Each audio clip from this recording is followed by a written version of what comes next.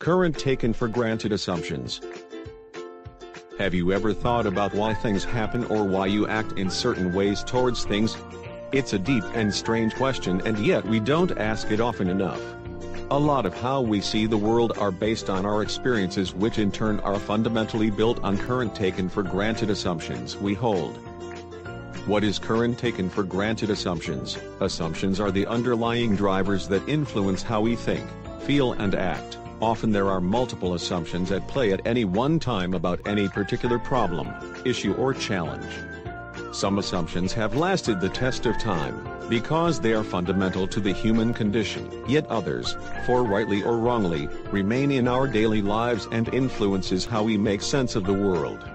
Example 1. In the 1950s, the classic management theorist, Douglas McGregor, came up with Theory X and Theory Y. Quite simply, two fundamentally different assumptions drive how managers view their staff. A Theory X mentality treats subordinates poorly because of the assumption that they are lazy, can't be trusted and must be closely monitored.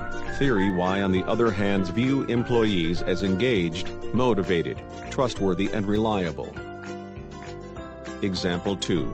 Sometimes our current taken-for-granted assumptions are put into questions when we see things that do not align with what we assume them to be. For example, all swans are white. Yet, when we see a black swan, it forces us to revise our assumptions. Example 3. Before the 1968 Olympic Games, the high jump event was mainly achieved by using your legs first to go over the bar. But a young 21-year-old breaks the Olympic record by go head first, jumping an unthinkable height then of 7 feet, 4¼ inches. Dick Fosbury wins gold by challenging our deeply held assumptions and revolutionizes the high jump event with his Fosbury flop. Why is it important?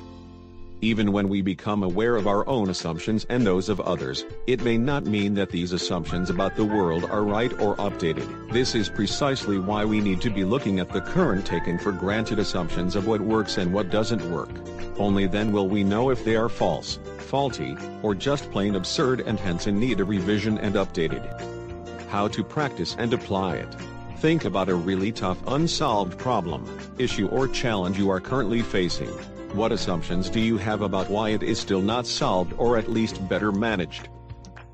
Also, think about the assumptions others have of the same challenge. Do they make sense to you?